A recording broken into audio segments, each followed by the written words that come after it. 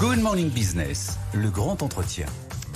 8h19 sur BFM Business et sur AMC Découverte. Notre invité ce matin avec Raphaël Legendre, c'est Nicolas Dufourcq. Bonjour, directeur général de BPI France. On parlera de Sanofi et de Big dans un instant. Mais avant, vous étiez à Bercy hier soir pour la passation de pouvoir entre les ministres. Il y avait 9 discours. Vous avez tout suivi. Qu'est-ce que vous pensez de cette nouvelle équipe de jeunes, de techniciens, de macronistes de la première heure qui va diriger Bercy ? Oui, écoutez, c'est super. Moi, je trouve honnêtement, c'est l'image de la France, quoi. C'est-à-dire qu'on a une jeune équipe qui est entrepreneuriale, qui est pleine d'énergie, qui a la pêche, comme la France qui est féconde. Donc, on a une photographie je trouve que ça a de la gueule, même pour l'étranger, honnêtement. Avec une petite équipe quand même, Nicolas Dufourcq, qui pourrait préparer quelques hausses d'impôts. En tout cas, ce sont les rumeurs dont on entend beaucoup parler du côté de Matignon. On parle surtaxe sur l'impôt sur les sociétés. On parle renforcement de la flat tax. Comment les entrepreneurs vous suivez vivent ces rumeurs-là? C'est pas tout à fait une bonne nouvelle quand même pour le business. Ils vivent effectivement au gré de ces rumeurs. Moi, je pense que les entrepreneurs, ils comprennent bien que la situation budgétaire de la France est ce qu'elle est. Oui. Après le plan de relance, après le plan Covid, tout ça a coûté tout de même énormément d'argent. Ils se souviennent de l'incroyable générosité de l'État quand même, à leur égard certainement, mais surtout à l'égard de tous les Français. Et donc, je pense qu'ils aimeraient bien qu'on dise aussi que les Français ont bénéficié de l'État le plus généreux du monde, et que par conséquent, c'est à tout le monde qu'on va demander des efforts. Ils aimeraient entendre ça. Je pense qu'ils sont prêts à faire des efforts, mais ils ne veulent pas être les seuls. Ça veut dire quoi? Ça veut dire élargir les hausses d'impôts? Non, mais la réduction, aux ménages, notamment pas ça. La réduction des dépenses de l'État, ça va toucher tout le monde. Voilà, mais il faut le dire aussi. Oui. Qu'est-ce que vous nous parlez de la France qui va bien. Oui. Vous n'êtes pas vous-même dans une bulle de France qui va bien, avec un décalage avec le reste de la France qui, elle, a des difficultés sur le pouvoir d'achat. Vous représentez BFM Business parfois, c'est-à-dire qu'on a l'impression d'un décalage. Comment on peut faire en sorte que cette France des startups, cette France qui va bien, arrive à porter le reste de la France vers le haut et ne soit pas dans un décalage permanent? Je ne suis pas du tout dans une bulle. Et la BPI n'est pas la banque des startups. La BPI, c'est la banque de toute la France. On a 200 000 clients.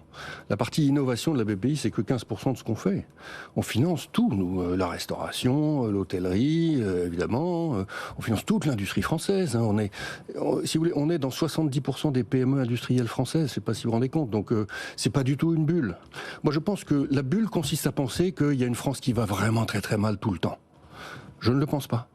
L'économie française, elle est en croissance. Le pouvoir d'achat, il a continué de croître. Et quand on compare l'économie française aux autres économies européennes, elle va plutôt pas mal. Nos directions régionales sont débordées de projets en ce moment. Donc je trouve qu'il y a quelque chose de constamment mélancolique sur l'idée qu'il y aurait une France qu'on a oubliée. Je ne le crois pas. Et d'ailleurs, je passe ma vie en province. Là, je pars à Besançon tout à l'heure. La semaine dernière, j'étais à Roanne, j'étais à Lyon, j'étais à Marseille. Franchement, quand vous allez dans toutes ces villes, que vous voyez tous ces gens attablés aux terrasses, que vous voyez ces entreprises qui fonctionnent, mais d'où vient cette idée que la France irait si mal ? De nos politiques, a priori.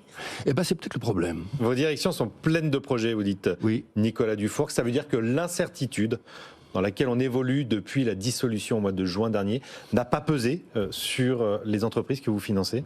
Alors, il y a un paradoxe entre le nombre de projets qui nous arrivent dans toutes les directions régionales de la BPI, plus important que l'année dernière, et les enquêtes globales que la BPI fait aussi, sur des échantillons importants, qui montrent quand même qu'il y a une chute de confiance. Elle est légère, elle vient du fait que l'Allemagne a ralenti, la Chine a ralenti, donc l'économie ralentit incontestablement. Elle reste positive, beaucoup plus qu'ailleurs, mais elle ralentit quand même. Donc c'est davantage l'environnement macroéconomique que l'environnement politique. Alors, non, mais l'environnement psychologique tout l'été a quand même beaucoup joué. On va se le dire, la charge psychique sur les entrepreneurs en juin et juillet a été énorme, sur tous les Français d'ailleurs honnêtement, mais sur les entrepreneurs particulièrement. Les choses sont en train de remonter. Vous dites que vous êtes partout sur tous les dossiers industriels en France, dans les PME. Est-ce que vous allez être dans le dossier Sanofi? On attend aujourd'hui les offres du fonds PAI, le fonds français, et puis l'américain CD&R pour la reprise de la branche grand public de Sanofi. Est-ce que la BPI va investir à côté d'un de ces fonds? Est-ce que vous avez une préférence? Non, on n'a pas de préférence. On attend enfin, c'est pas à nous de l'avoir, si vous voulez. On attend le résultat du dépôt des offres de ce matin. Hein. Sanofi fera son choix. Est-ce que Sanofi en choisira un? Est-ce que Sanofi gardera les deux? En tout cas, nous, on se prépare à se mettre avec celui qui sera retenu par Sanofi. Peu importe celui qui est retenu, vous irez à C'est la liberté du capitalisme. On va pas passer des coups de fil à Sanofi en disant vous n'avez pas le droit de faire ci, vous n'avez pas le droit de faire ça. C'est une entreprise privée. Non, mais l'État français s'est exprimé en disant clairement qu'il préférait que le dossier soit repris par un Français. Il a le droit de dire qu'il a une préférence pour un fonds qui est un fonds français, qui lui-même lève des capitaux à l'étranger, vous savez. Bon, mais nous, opérateurs BPI France, on respectera le choix de Sanofi. Bon, on avance sur l'actualité de BPI France. En cette rentrée, Nicolas Dufourcq, vous avez lancé un nouveau fonds, BPI France Entreprise, c'est le 3e du nom, oui. Me semble-t-il. Un fonds pour développer le non coté, ou en tout cas acculturer les Français au private equity avec un ticket d'entrée tout particulièrement bas. C'est ça. Pour 500 €, on peut prendre des participations. La taille cible, c'est 100 millions. 100 millions d'euros. Où est-ce qu'on en est aujourd'hui? Comment se passe cette levée de fonds? Est-ce que cette acculturation fonctionne? Bien sûr, bien sûr. Merci de poser la question parce qu'on est très fiers de ce produit. C'est la 3e édition. Donc, qu'est-ce qu'on a voulu faire au fond? On a voulu dire aux Français, vous pouvez investir aux côtés de la BPI de manière systématique. Voilà. Hein, au fond, vous faites du ski nautique avec nous. Et il se trouve que les gens ne savent pas très bien, mais on investit énormément, hein, puisqu'on est numéro 1, tenez-vous bien, mondiaux en nombre de deals de private equity par an. Hein, parce qu'on fait énormément de petites opérations dans des PME françaises des territoires et puis par ailleurs dans les entreprises de l'innovation française. Hein. Et donc on est une machine à faire des investissements en fonds propres. On a donc un très gros portefeuille. Et ce qu'on dit aux Français, c'est on vous vend une petite partie de ce portefeuille qui est très dispersé et par conséquent relativement peu risqué puisque pour 500 €, vous achetez 1500 entreprises. Voilà ce qu'on fait. C'est la 3e fois qu'on le fait. À chaque fois, ça a été un. Et à chaque fois, vous baissez le niveau. Hein. BPI France Entreprise 1, c'était 5 000 €. Le numéro 2, c'était 3 000.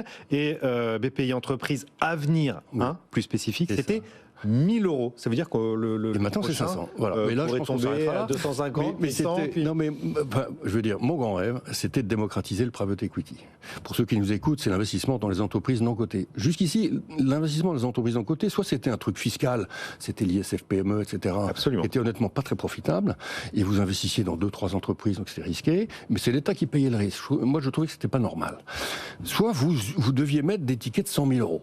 Et c'était réservé aux ultra-riches. Je trouvais ça inadmissible, puisque en réalité, c'est ultra profitable l'investissement dans les PME françaises. Les PME françaises sont de grande qualité. Et donc, j'ai voulu qu'on crée un produit qui soit un produit démocratique. Et on y est arrivé. Donc, c'est absolument unique en Europe, vous savez. Il n'y a pas un seul pays en Europe où vous pouvez investir votre épargne avec un ticket de départ de 500 € dans les PME de votre pays. Ça n'existe pas. Et quelle est la promesse de rentabilité sur ce produit? Alors, c'est du private equity, c'est-à-dire de l'investissement où le capital n'est pas protégé. Hein, donc vous pouvez tout perdre. Simplement, comme vous investissez 500 € sur 1500 entreprises, ce risque-là est quasi nul. L'AMF nous permet de dire que nous serions entre 8 et 10% de rendement sur un produit comme celui-ci, c'est-à-dire très élevé. Hein. Il n'est pas garanti, je tiens à le préciser, il n'est pas garanti. Voilà. Mais on est à peu près dans ces ordres de grandeur. Cette fois-ci, il sera limité pour une partie des salariés de BPI France. On se souvient bien sûr sur BFM Business du parquet national financier qui a ouvert une enquête parce qu'il y avait des salariés qui avaient investi aux côtés des particuliers. C'était au départ l'idée de dire on croit dans ce qu'on investit, donc nous aussi on met des billes, ce qui paraissait pas totalement aberrant. Là, ça ne sera pas le cas. C'était d'ailleurs totalement légal, hein, puisque c'est un produit qui est universel. C'est un peu comme le livret A. C'est le livret PME. Hein, et donc, évidemment, les questions qu'on nous a posées quand on l'a lancé, c'était unique au monde. C'est est-ce que vous investissez vous-même? Ah ben évidemment. Et d'ailleurs, j'ai dit moi-même, je le fais. Alors ensuite, on nous a demandé, à partir de la 2e édition, de publier, d'une certaine manière, une preuve supplémentaire de désintéressement, la banque publique. Hein, donc, parce qu'il se trouve qu'effectivement, le produit, il est profitable. Hein, bon, donc, du coup, les salariés de la BPI ont le droit, mais le comité exécutif et l'équipe qui a construit ce produit n'ont pas le droit, enfin ont renoncé à leur droit, de souscrire à ce produit. Big, c'est le 10 octobre prochain, les 10 ans de Big. Qu'est-ce qu'il y aura à aller voir? Qui seront les stars de cette édition? D'abord, on a 75 000 inscrits, c'est quand même incroyable, qui sont des apprentis entrepreneurs, des anciens entrepreneurs. Enfin, c'est tout le monde de la fécondité française, j'ai envie de dire. Bon, il y a beaucoup d'artistes, d'ailleurs, qui viennent. Il y a énormément de jeunes qui viennent des quartiers, parce qu'il se passe quelque chose en France qui est vraiment fantastique. C'est une vague entrepreneuriale, touche à peu près 30% des adultes. Il faut avoir conscience de ça. Donc, Big incarne ça. Et vous avez effectivement une plénière dans laquelle, toute la journée, vous allez avoir 70 personnes qui chacune parlent 7 minutes pour dire quels sont leurs mobiles dans la vie. Qu'est-ce qui les bouge, quoi. Qu'est-ce qu'ils veulent faire de la France, etc. Et donc là, vous avez patrons de PME, patrons de start-up et certains patrons de grands groupes, comme par exemple le patron de L'Oréal, le patron d'Hermès, des gens comme ça. Voilà. Et quelques grands étrangers qui vont nous rejoindre.